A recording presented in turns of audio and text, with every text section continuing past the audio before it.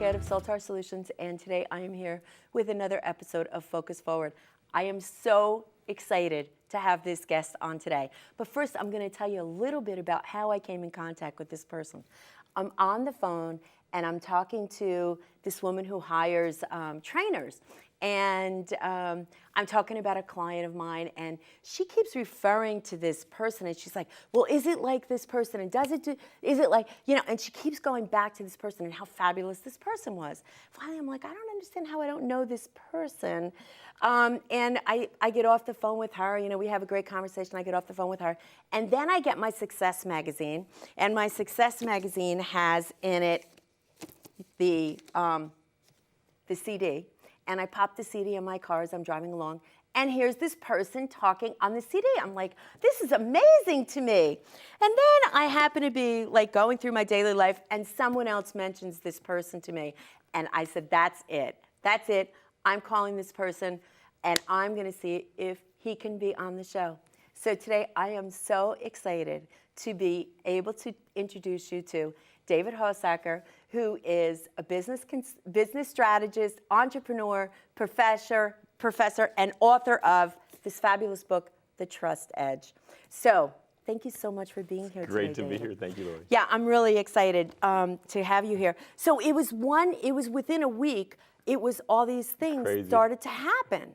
And I was like, how is this possible? And then I'm on the phone with my mastermind group, and I'm talking about how I would really love to, give you a call. I got off the phone and I called, and I talked to Brian, who was fabulous. He's great. And here you are. Yeah, I'm great so to excited. be here. And we're just office very close by. Yeah. So the word on the street is that you're a very good speaker. Well, don't believe everything you hear. But we've been very busy. I have grateful for that opportunity. I love doing it. I'm passionate about the message. I think I came off speaking a ton the last month. I have a time coming up here that's 13 talks in 11 cities in 12 days. So it's we keep hopping. But privileged to share the message that we believe in and are passionate about. And obviously the book came out of the research, became a national bestseller now, and we're excited about the impact as it continues to grow. So That's it's just fabulous. kind of in a flurry. That's fabulous. Yeah. So now you've spoken on 4 continents. So tell us where. Continents, Asia, Australia, Europe, North America. Fabulous. So we've been asked to actually do some stuff in South America, but it's just, I'll tell you, and I guess, well, India was, yeah. So we the thing now is I have 4 little kids who I love and feel called to be a great dad, feel called to get this message out, but I'm doing, North America is really the place. Those long trips right now are difficult to do too many of, and we're fortunate, we're grateful. Simon & Schuster Free Press, now it's published, the book is published in Mandarin, it's in what was the last? It was it went into Korean and German. It's so even that we're getting calls. We got called to something I was already booked, but in Finland in May, and I can't do it in Helsinki. But the message is there's plenty of opportunity right here for now, and we'll take some of those. And if they come up, but this has been a privilege to just get a share next door. I mean, yesterday I was in exotic Iowa, so I mean, you just doesn't matter if you're in. Last week it was Florida and Salt Lake City before that, and one of the biggest defense contractors the week before that. So it's very unique because the trust message, anybody. It to us, and from the research, it doesn't matter who you are, a lack of trust is your biggest expense. Whether you're a mom, a dad, a teacher, I mean, think about this. The trusted teacher is respected. The trusted salesperson is bought from. The trusted leader is followed. The trusted brand we'll pay way more for. So for us, the one uniqueness, people say niche, niche, niche, and the bottom line for us is, I've done professional sports teams and the armed forces and Wells Fargo and Iowa State University and John Deere. So it's a mix, and I love that. I love that we get to apply this to, yesterday was the Association of School Business Officials, and you never know what some of these associations, so you have that, and then the next week you might have attorneys or whatever. So I love applying that. I believe it is trust is the single uniqueness of the greatest leaders and organizations of all time.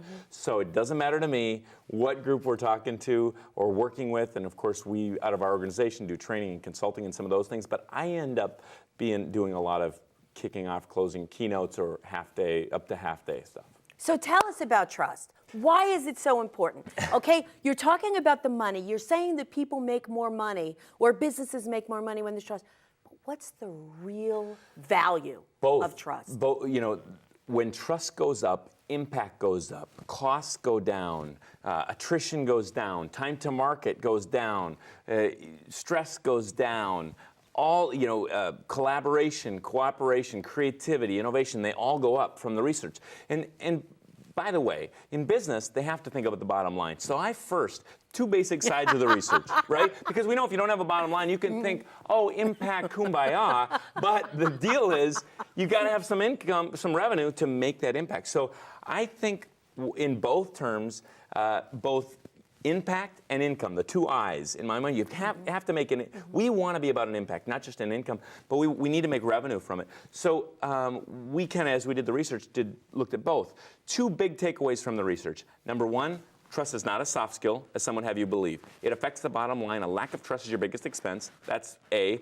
B, how do we build it then? Is it like everybody says, just honesty or integrity or something? Those are important, but is that everything? No, they're not. It's fascinating once we did the research, how you needed all 8 of what we call pillars today to really build the trust edge or the most trusted leader organization. But let's go back to that first one, like you asked.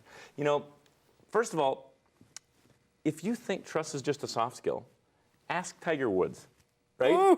One breach of trust, or 27 breaches of trust, and he lost millions in weeks, hundreds of millions by now. Even if he comes back like he did this week to number 1, he'll never recover. They will never endorse him again, those that dropped. Penn State's projected to lose $1 billion over the next decade because of one person's breach of trust. Your credit score is not a credit score, it's a trust score. The more you're trusted by the lender, the less you pay. On a home right now, if you have just a little lower score, in Minnesota, a little lower trust score, you'll pay $113,000 more on that $200,000 home over the course of the loan because you have a little lower trust because of your actions or whatnot. So So that's something right there. That's something right there that's quantitatable. Right there, you can look at that and you say, wow, when there's no trust or when there's a lack of trust, people pay more. Absolutely. Okay. So and then the other side is impact. You look at impact over time. And of course, this is a little more qualitative than quantitative, but you can still see it when you see from people that are more trusted. They even talk to people, get the stories, and even in our surveys, people that had a greater impact in someone's life was normally someone someone whom they trusted. So, basically, fundamentally, costs go down, impact goes up every time you're trusted just a little bit more. Now, how do we build it? So wait one second. Sure. Before we launch into that, I have a question.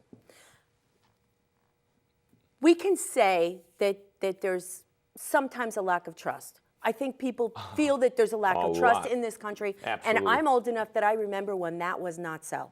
Okay? I remember a time when people trusted their employer, when people trusted the government, when there was a culture of trust. Look at the cost even of that, okay? Look, a handshake, if I could just shake your hand and be done, it wouldn't be the cost of all this work to get this thing right, to worry about litigation, all this stuff. If we trust each other, we wouldn't need the IRS because people would just turn their taxes in and we'd save $100 billion or whatever. The cost of the TSA because of a lack of trust, the cost is enormous. We're more skeptical than ever before. The cost of the Sarbanes-Oxley is enormous because of a lack of trust. Does it mean we should trust everyone? No. There's skepticism for good reason. And there's a lot of reasons I don't trust. I don't trust my flight to be on time. I don't trust that boy with my daughter. I've been a boy. I don't trust things we don't trust, right? So there's reasons we don't trust and are skeptical, and that's unfortunately healthy given our climate. But what I'm about is when you create it, when you create the most trusted organization, the most trusted team, the most trusted person, you've created the ideal climate for the greatest efficiency, the greatest productivity, and the greatest impact. So you're right that there's skepticism. You're right that things have changed. Look, Gallup last summer polled as far as Congress, and they said in all their years, 80 or 100 years of polling or whatever it is, the lowest trust in Congress of ever before. Have things changed? Absolutely.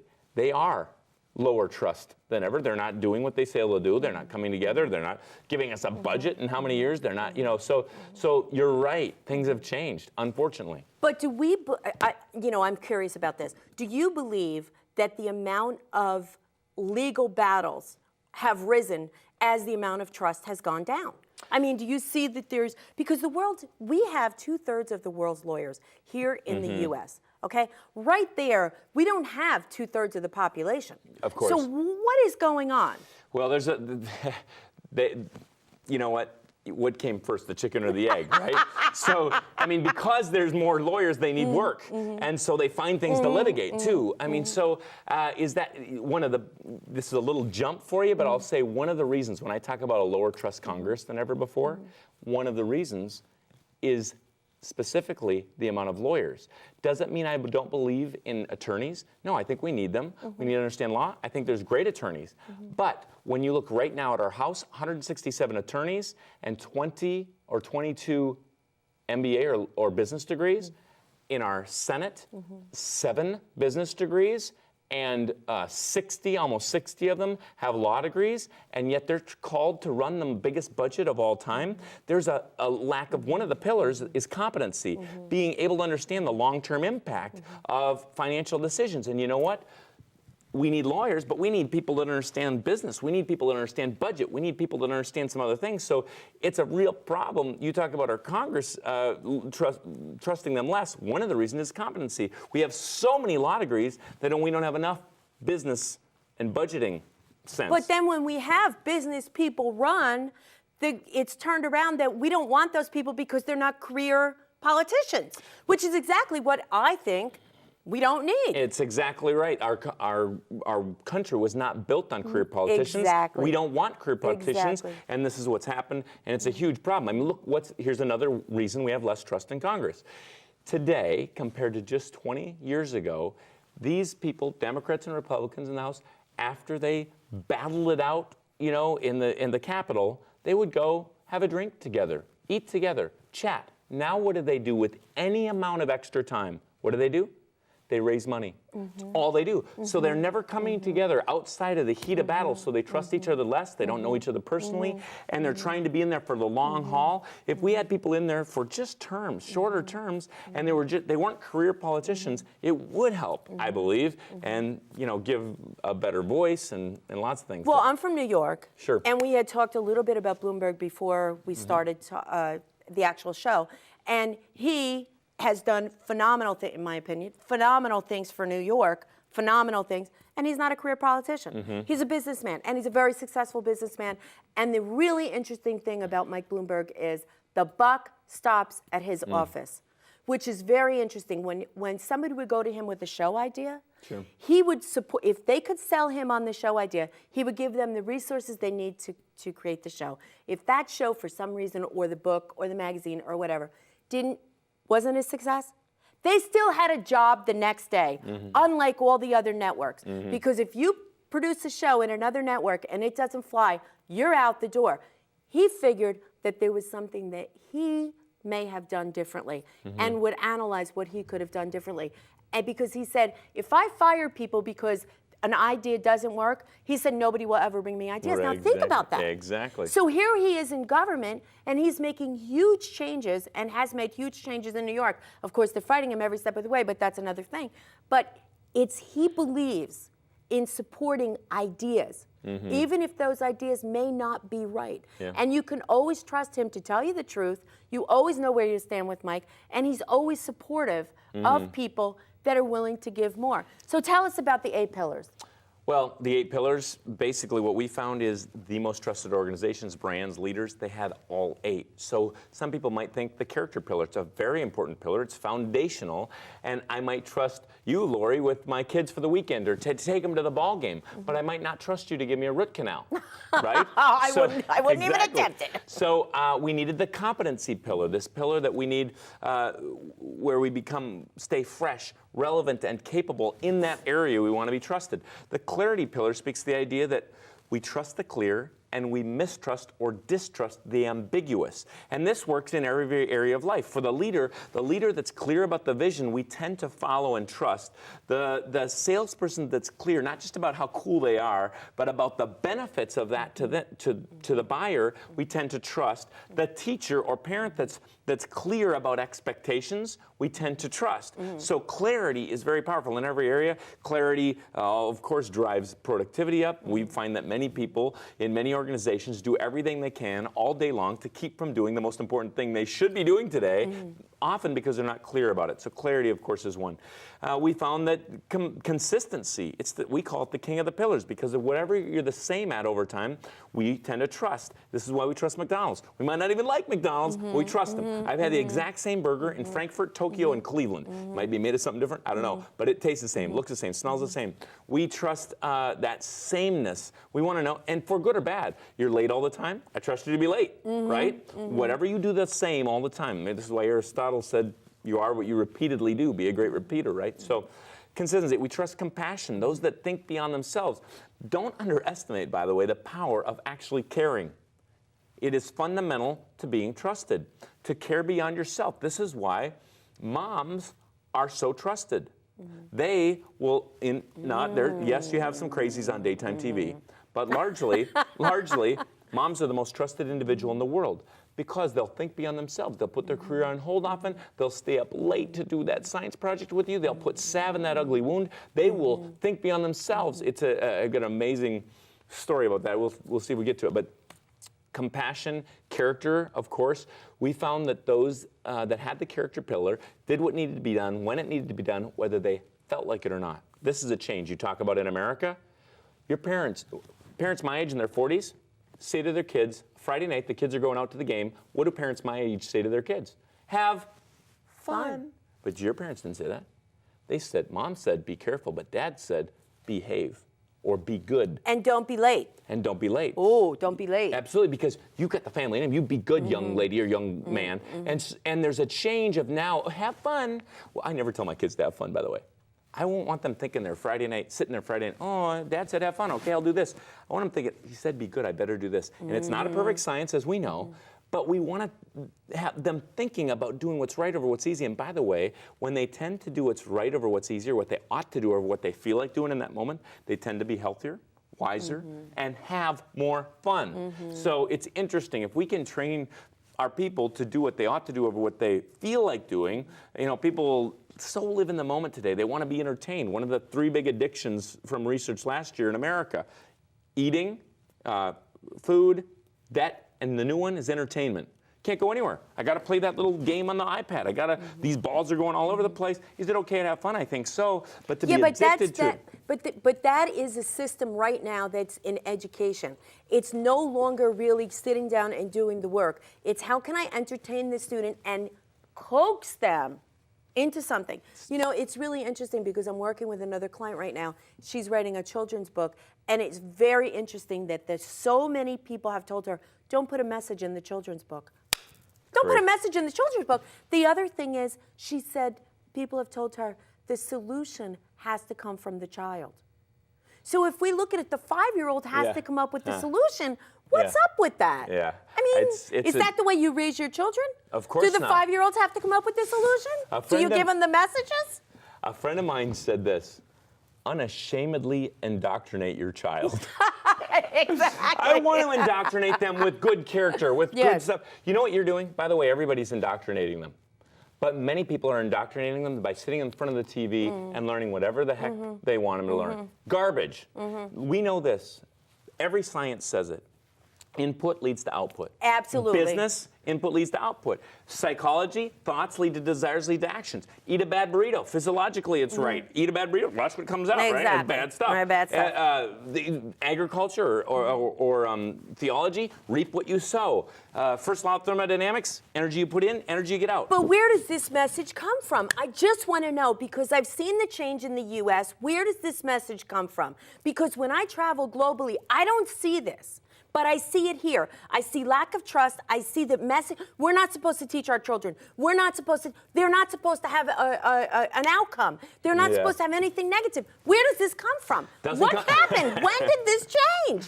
I want you to tell me. Well, good question. Next question. I think it happens over time. I think we could attribute to lots of different things. Look at the government involvement. All of a sudden, we have to be less involved. Who do you marry or not? Who do you whatever? Who do you? All these things of me telling me what I'm gonna, Okay, so there's more government involvement and there's less trust. We trust and there's them more less, laziness. and there's more Let me tell you laziness. this. Exactly. Work is not bad. This whole idea that we want more free time to have more fun, it's killing people.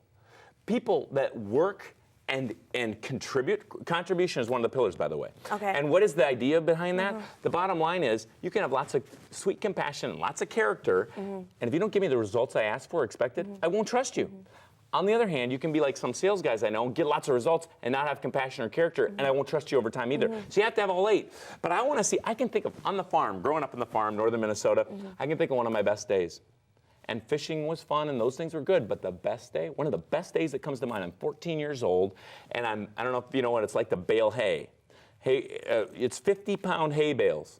I set my record that day through 1,553 50-pound bales by myself as a 14-year-old kid. We got them all in this big tin building. My mom came out in the rain because we hadn't stopped for lunch or dinner or anything. She came out. It's 9 or so at night, 2 little light bulbs up in there. Dad shuts off the tractor for the last time, stands up on the tractor. Mom comes in the rain, wondering how we're doing.